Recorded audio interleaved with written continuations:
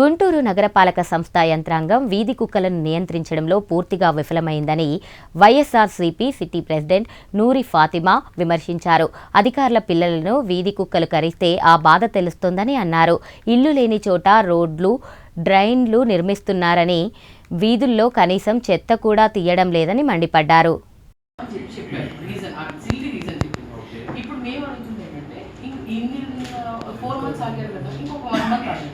రంజాన్ అయిన తర్వాత you do yoga. ఇంకా ఇంకోటి ఏంటంటే సార్, ఇప్పుడు దీనికి ఏదో మార్కింగ్ చేశారంటున్నారు. రిజిస్టర్డ్ ప్రాపర్టీలో కూడా మార్కింగ్ చేశారు. వాళ్ళు దాన్ని ఇది ఇవ్వలేదు. ఇప్పుడు దాకా కూడా ఒకసారి అది కూడా ఒకసారి మీరు సర్వే చేసి మొత్తం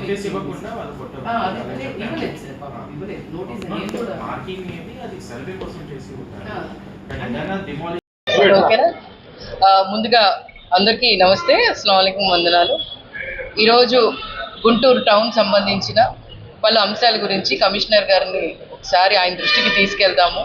ఎందుకనంటే మరి గుంటూరు టౌన్లో చాలా చోట్ల కూడా చెత్త కానీ లేకపోతే శానిటేషన్ పరంగా కానీ ఎక్కడ కూడా కరెక్ట్గా ఉండట్లేదు. అలాగే కుక్కల విషయం, అలాగే కొన్ని చోట మరి ఇల్లు లేని చోట కూడా డ్రైన్లు కట్టడం, రోడ్లు కట్టడం, అలాగే ఇంకా మీరు చూసుకుంటే కొన్ని గత ప్రభుత్వంలో మేము అప్రూవల్ చేయించినవి అవి చేయట్లేదు, కానీ ఇప్పుడు ఏదో కొత్తగా తీసుకొని వస్తున్నారు.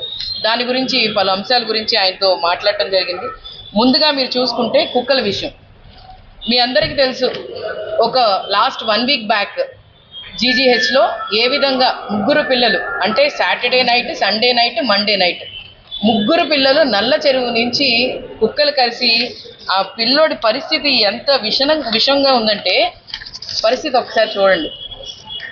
ఇప్పుడు దాకా కూడా మరి కమిషనర్ గారితో మాట్లాడితే ఏమంటున్నారు, మేము దాని గురించి డ్రైవ్ చేస్తున్నాము, లేకపోతే దాని గురించి ఒక టీంని ఇచ్చేసాము అని అంటున్నారు.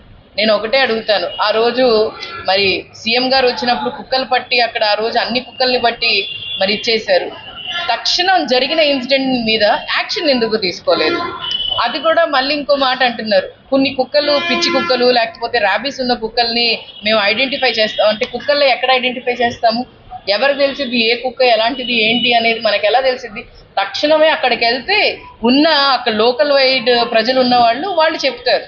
అంతే తప్ప ఇన్సిడెంట్ జరిగిన ఒక 1 వీక్ తర్వాత 2 వీక్స్ తర్వాత ఏమో మరి అక్కడ మేము ఇచ్చేస్తున్నాము, ఇంజెక్షన్స్ చేస్తాము అని అంటే ఇవన్నీ జరిగే పనులు కాదు. ఏదైనా ఇన్సిడెంట్ జరిగినప్పుడు తక్షణమే స్పందించాలి.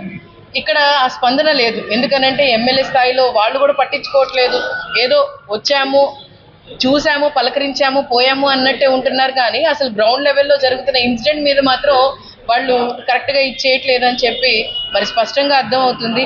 దాని గురించి కమిషనర్ గారిని కలవటం జరిగింది. అలాగే మీ అందరికీ తెలుసు, బస్ స్టాండ్ దగ్గర ఇది మా ఆఫీస్ ముందు దాదాపుగా 4 నెలలు అయింది. ఇది ఈరోజు నేను ఆఫీస్ ముందే తీశాను.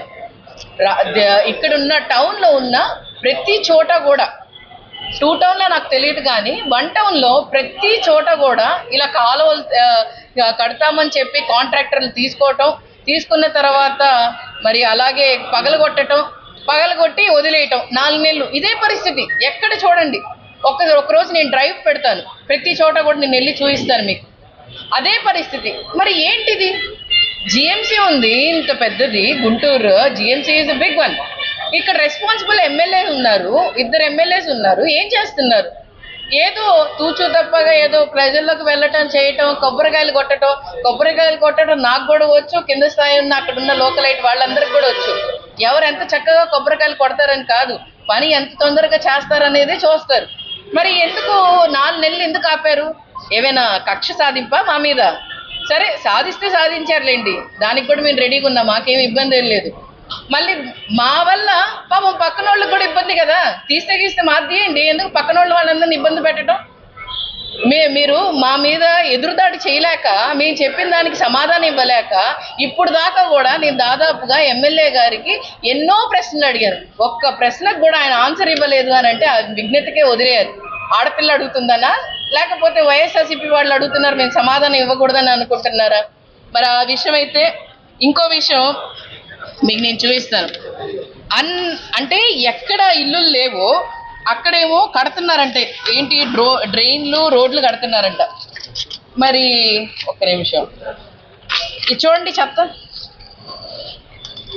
కమిషనర్ గారికి చెప్తే ఏమన్నారు సార్ అంటున్నారు, మార్నింగ్ పూట కాదు తీయటం, తర్వాత తీయండి.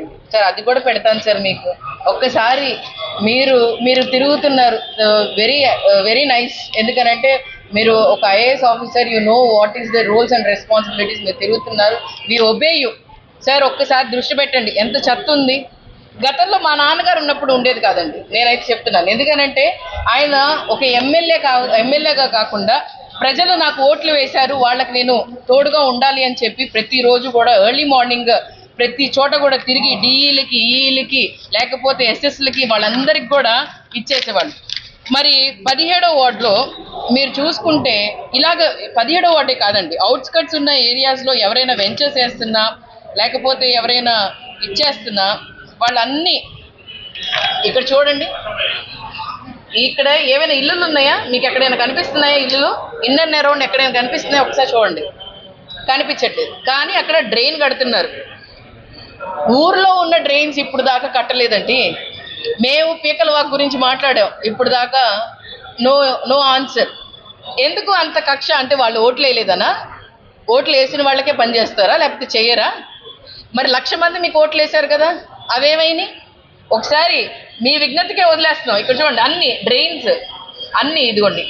ఎక్కడ ఒక ఇల్లు ఉంది, దానికి డ్రైన్ కడుతున్నారు. ఎంత తీసుకున్నారు? వాళ్ళు ఎంత ఇచ్చారు? నేను అడిగితే బాగోదు. మరి మీరే ఒకసారి చూసుకోండి. మరి ఈ విధంగా చేస్తుంటే ఇంకోటి ఏంటంటే, అసలు డ్రైన్ ఉన్న చోట ఒక ఇంటి కోసం ఒక దానికోసం ఎంత ఇచ్చారో నాకు తెలియదు. కానీ అధికారులకు ఇచ్చారో ఎమ్మెల్యే గారికి ఇచ్చారో నాకు తెలిసి, పాపం ఎమ్మెల్యే గారికి ఏం తెలియదండి. కింద అధికారులు అందరూ తింటున్నారు, లేకపోతే ఆయన కింద స్థాయి ఉన్న వాళ్ళు తింటున్నారు. ఆ పేరంతా ఎమ్మెల్యే గారికి పోతుంది. మరి ఆ విధంగా పరిస్థితి ఉంది గుంటూరులో. ఎమ్మెల్యే గారు ఏమని అడిగినా నాకు తెలియదు, నాకు సంబంధం లేదు, నాకు తెలియని విషయంలో నన్ను ఎందుకు ఇన్వాల్వ్ చేస్తున్నారు అంటున్నారు. సార్ ఒకసారి మీరు ఎమ్మెల్యే, మీ కింద స్థాయి వాళ్ళు ఎవరైనా తింటున్నారేమో ఒకసారి వాళ్ళని హెచ్చరించండి. మరి ఇలాంటి పరిస్థితి గుంటూరు టౌన్లో ఉంది. ఖచ్చితంగా దీని మీద చర్యలు తీసుకోండి. ఈ 2 వీక్స్లో మేము చెప్పామని కాదు, మేము ప్రజల తరపు నుంచి వచ్చాము, ఒక క్రైటీరియా ప్రజల తరపు నుంచి వచ్చామని చెప్పి తీసుకొని మరి కమిషనర్ గారిని కోరటం జరిగింది. ఇదంతా ప్రక్రియ మొత్తం మీకు ఇచ్చిన డేటా అంతా తీసుకొని పీకల వాగు కూడా తొందరగా పూర్తి చేయవాలని చెప్పి కమిషనర్ గారిని కోరటం జరిగిందండి.